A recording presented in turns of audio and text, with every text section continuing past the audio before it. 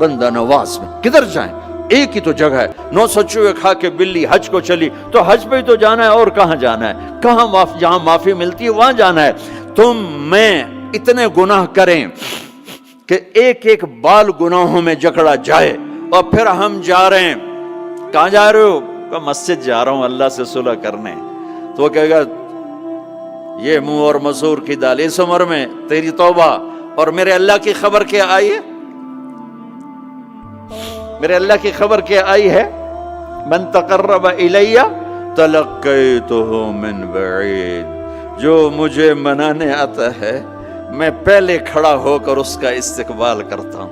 آ جا، تیرے تو مینوں اڈیکا ہیں، تو کدے آؤں ہن تائیں کتھے آؤں؟ آ جا میرا بندہ، تیرے واسطے تو میرے دروازے کھلے ہوئے ہیں، کدے نکل گیا ہوں، کتھے ٹر گیا ہوں؟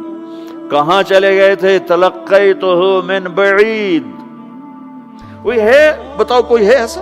کوئی دوست، کوئی بھائی، کوئی بیٹا، کوئی ماں، کوئی بیگم، کوئی خاوند، کوئی باپ، کوئی حکمران کہ تم روٹھے کو منانے جاؤ اور وہ کہے ویلکم، مرحبا، اور وہ جس کو کسی کی ضرورت نہیں، نبیوں کا محتاج نہیں،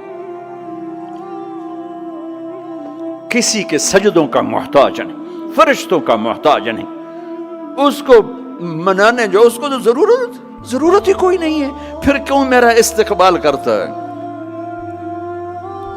ترمذی کی روایت ہے، بنی اسرائیل میں ایک نوجوان تھا کفل، روزانہ نئی لڑکی اپنے کمرے میں لاتا تھا، شراب اور لڑکی اس کی زندگی تھی۔ ایک رات ایک لڑکی کو لے کر آیا، 60 دینار پاکستان کا 12 لاکھ روپیہ بنتا ہے، اور آپ کا 1 لاکھ بنتا ہے۔ 1 لاکھ رینڈ دے کر وہ ایک لڑکی کو لے کر آتا ہے، جب کمرہ بند کیا تو دیکھا وہ لڑکی رو رہی تھی، تو کفل کہتا ہے میں زبردستی تو نہیں لے کر آیا، ڈیل کر کے لایا ہوں۔ تو وہ روتے روتے بولی کفل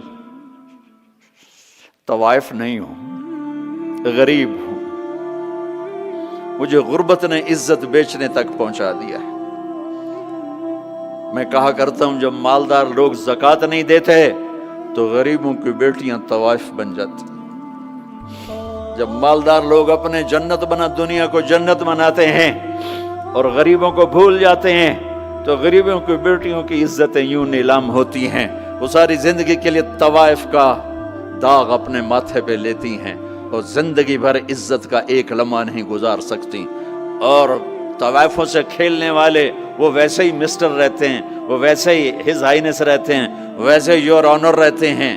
ایک بچی کی عزت برباد ہو گئی اور اس خبیث کی عزت ویسے کے ویسے ہے، اس لیے تو میرے اللہ نے قیامت کا دن رکھا ہے، اس لیے تو میرے اللہ نے قیامت کا دن رکھا ہے۔ ہائے ہائے ہائے ہائے، ایسے تو نہیں حسین سر کٹوا کے نیزوں پہ چڑھ گئے اور آل رسول گھسیٹے گئے اور بوٹی بوٹی ان کے ہو گئی کہ اللہ کو نہیں چھوڑنا باقی سب چھوڑ دیں گے۔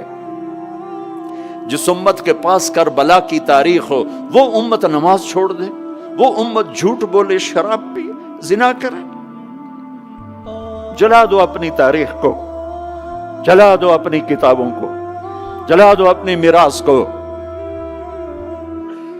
جو کرنا پھر جو مرضی کرو، بھلا دو حسین کی قربانی کو۔ یہ کوئی زندگی ہے جو ہم گزار رہے ہیں؟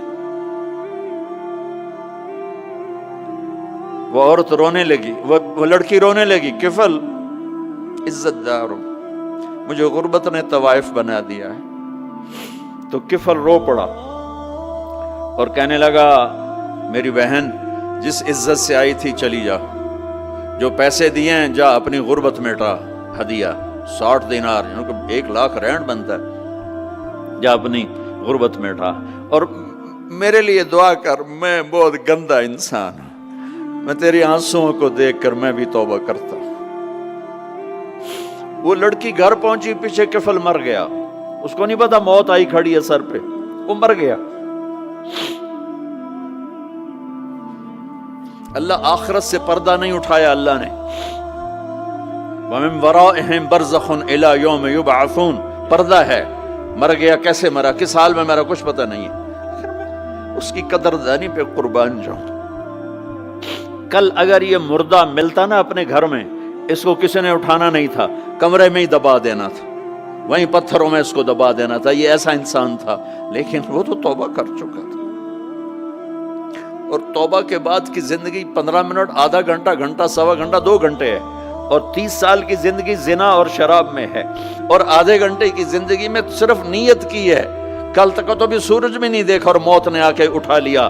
صبح جب ہوئی تو لوگوں نے دیکھا کفل کے گیٹ پہ لکھا ہوا تھا ان اللہ قد غفر للکفل، لوگوں اللہ نے کفل کو معاف کر دیا۔ یہ کیوں لکھوایا؟ یہ کیوں لکھوایا؟ اس لیے لکھوایا کہ اب یہ ہمارا دوست ہے، آؤ اس کو عزت سے ہمارے پاس پہنچاؤ۔ یہ شرابی بھی تھا، یہ زانی بھی تھا، یہ سب کچھ تھا۔ اس سے بڑا قدردان کوئی ہے کہ نیکی کرنے کا ایک دن اس کے پاس نہیں؟ ابھی آج اس نے نیت کی ہے کہ آج کے بعد میں نیک بن کے زندگی گزاروں گا، اور موت نے مہلت نہیں دی۔ خالی نیت پر میرے اللہ نے کیا کر دیا، اتنا بڑا مین گیٹ پہ نورانی سطر سے لکھا ہوا تھا ان اللہ قد غفر للکفل، اللہ نے کفل کو معاف کر دیا۔ یعنی جاؤ اس کو عزت کے ساتھ لے کر آؤ اور میرے دربار میں پہنچاؤ، یہ اللہ ہے۔ میرے عزیزو، اللہ کے واسطے اپنے اللہ سے دوستی کر لو، اپنے اللہ کو اپنا بنا لو۔ اس کو اپنا بنانا دنیا کا سب سے آسان کام ہے کہ تم اس سے دوستی لگا کے ٹوٹ بھی جائے، پھر توبہ کرو وہ پھر معاف کر دیتا ہے، پھر ٹوٹ جائے پھر توبہ کرو وہ پھر معاف کر دیتا ہے۔ یہ راڈ ہے، یہ 1 2 3 4 5 6 7 8 یہاں سے 7 8 جگہ سے ٹوٹ جائے، ہم اس کو ویلڈ کریں گے، ویلڈ کر کے پھر اس کو پینٹ کریں گے تو یہ سیدھا ہو جائے گا، لیکن وہ ہمیں پوائنٹ نظر آئے گا، یہ ٹوٹا ہوا ہے، یہ ٹوٹا ہوا ہے، یہ ٹوٹا ہوا ہے۔ ٹھیک ہے نا میری بات؟